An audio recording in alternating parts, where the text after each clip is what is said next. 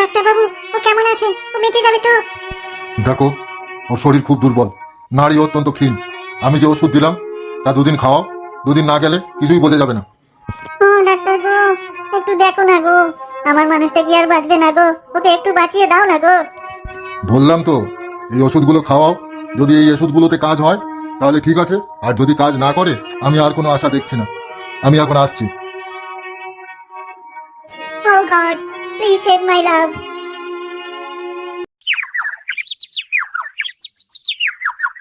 আরে চাঁদনির বাড়ির সামনে এত ভিড় কেন? চল তো একটু এগিয়ে দেখি। ওরে আমার কি হলো রে, আমার মানুষটা চিরকালের তরে চলে গেল রে, আমায় এখন কে দেখবে রে? চাঁদনি, কি হয়েছিল ডিসিজা? এই ঘটনা কখন ঘটলো? দেখো না, কলকাতায় কাজে গেছিল, 5 বছর পরে বাড়ি এলো। বাড়ি এসে অসুস্থ হয়ে পড়ল।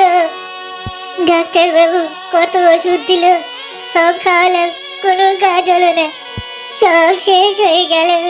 তুমি নিজের মন শক্ত করো চাঁদনি। আমি পাড়ার সবাইকে সাথে নিয়ে ডিসুজার শেষ কাজের বন্দোবস্ত করছি। না না, আমাকে একাই সব করতে হবে। আমার লোকটার শেষ ইচ্ছা, আমি একাই তার সব শেষ কাজের ব্যবস্থা করি। কারো সাহায্য নিতে সে বারণ করেছে, আমি যেন সব কাজই একা একা করি। ও আচ্ছা, ঠিক আছে, তাহলে তুমি তোমার মতো তার শেষ কাজের সমস্ত বন্দোবস্ত করো, তোমার মতো কাজ করো সব কিছু, আমরা আসি। হ্যাঁ ঠিক আছে। আচ্ছা ফুটো, এ কেমন শেষ ইচ্ছা বলতো? হ্যাঁ, শেষ কাজের সময় কেউ থাকবে না, একা একা সব কিছু করতে হবে, কেমন যেন, কি জানি, হতেও পারে। তবে আমার মনটা কেমন যেন খচখচ করছে। চল তো একটু ডাক্তারের কাছ থেকে ঘুরে আসি, ডিসিউজা কি হয়েছিল শুনে দেখি একটু। ঠিক বলেছো ফুটোদা, কেমন যেন পট করে মরে গেল। না থাক, যা হয়েছে হয়েছে, এখন বাড়ি যাই, পরে দেখা যাবে। হ্যাঁ ঠিক বলেছিস, তাই চল এখন বাড়ি যাই।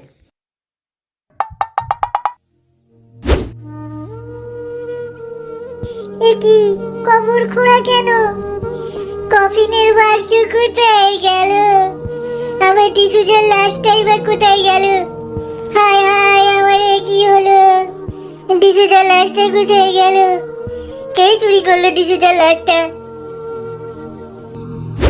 চাঁদনি, তুই ভুল দেখিসনি তো? কান্না চোখে অনেক সময় উল্টো পাল্টা দেখা যায়। বাজে কথা বলিস না মন্না।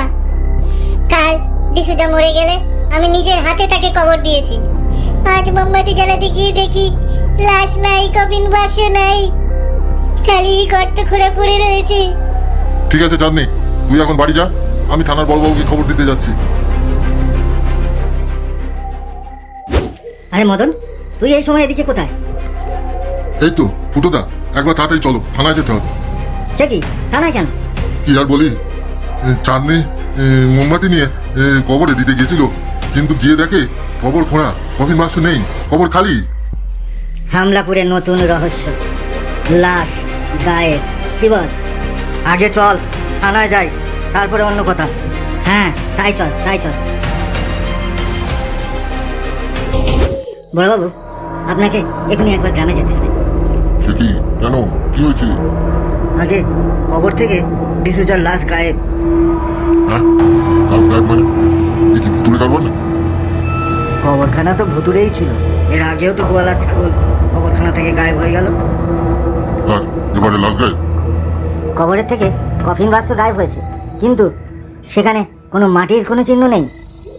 সব জায়গা যেন মেশিন দিয়ে আশ্চর্য রকমভাবে পরিষ্কার। কবরে দেওয়ার সময় কেউ কিন্তু ছিল না, চাঁদনি একাই সেই কাজ করেছিল। ঠিক আছে, চলো যাচ্ছি, দেখি গিয়ে কি ব্যাপার। হ্যাঁ, সবকিছু দেখলাম, পুলিশ নিজের মতো তদন্ত করছে, তোমরা সবাই এখন বাড়ি যাও। ফুটোদা, কবরের মাঝখানে দেখো সাদা মতো কি একটা প্যাকেটের মতো দেখা যাচ্ছে। হ্যাঁ ঠিক বলেছিস, তুলে আন দেখি ওটা। পাচা সাবধান, কিন্তু জাদু টোনা করা থাকতে পারে।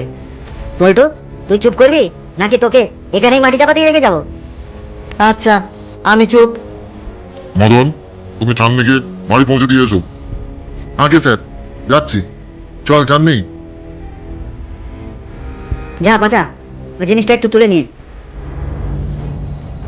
এটা তো একটা ওষুধের প্যাকেট পুরোটা। দে দেখি। এ তো দেখছি পুরো পাতা ধরা পড়ে রয়েছে, কোনো ওষুধই খাওয়া হয়নি। এগুলো কি ডিসুজার ওষুধ?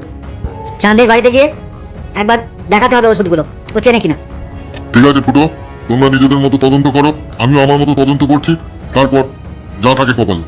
হ্যাঁ, কপালের নাম গোপাল।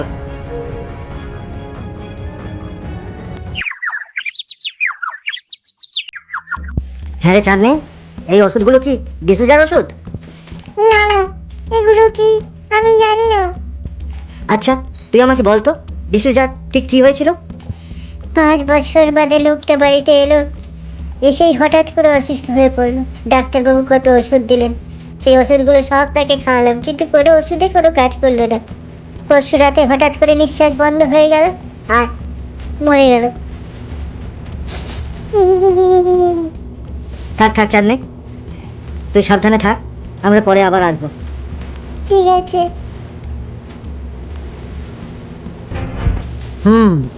কিন্তু এখন মেন কথা হলো ডিসুজার লাশটা গেল কোথায়? আর লাশটা কার কী বা কাজে লাগতে পারে? তান্ত্রিকরা লাশের উপর বসে সাধনা করে। হতভাগা তুই চুপ করবি? ফুটোদা, ওষুধের প্যাকেটটা নিয়ে একবার ডাক্তারবাবুর কাছে গেলে কেমন হয়? হ্যাঁ, এটা ভালো কথা বলেছিস।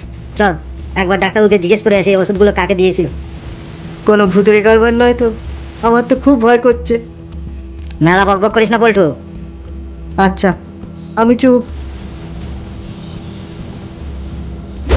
ডাক্তারবাবু, আপনি এই ওষুধগুলো একবার দেখে বলুন তো, এই ওষুধগুলো কিসের ওষুধ আর আপনি কাকে দিয়েছিলেন?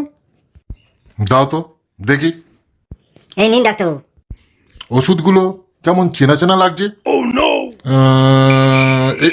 আরে এই ওষুধগুলো তো আমি ডিসুজাকে দিয়েছিলাম, বলেছিলাম রোজ নিয়ম করে 3টে করে ওষুধ খাওয়াতে হবে। ওষুধগুলো দেওয়ার 2 দিনের মাথায় যদিও বা ডিসুটা মারা গেছে, কিন্তু একটাও তো ওষুধ খাওয়ায়নি।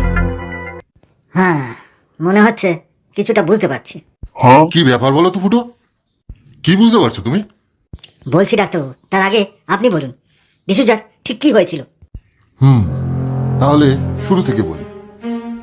হ্যাঁ ডাক্তারবাবু বলুন। ডিসুজা বছর 5 আগে কলকাতায় গেছিল কাজ করার জন্য। এই 5 বছরের মধ্যে ও আর এই গায়ের দিকে আসেনি।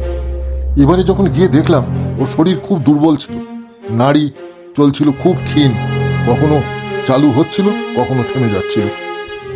আর হ্যাঁ, গায়ে খুব টেম্পারেচার ছিল, খুব জ্বর ছিল তার, কিন্তু টপ করে এরকম মরে যাবে সেরকম কোনো লক্ষণ কিন্তু আমি ভাই দেখিনি। আচ্ছা ঠিক আছে ডাক্তারবাবু, আমরা এখন আসছি, দেখছি কি করা যায়।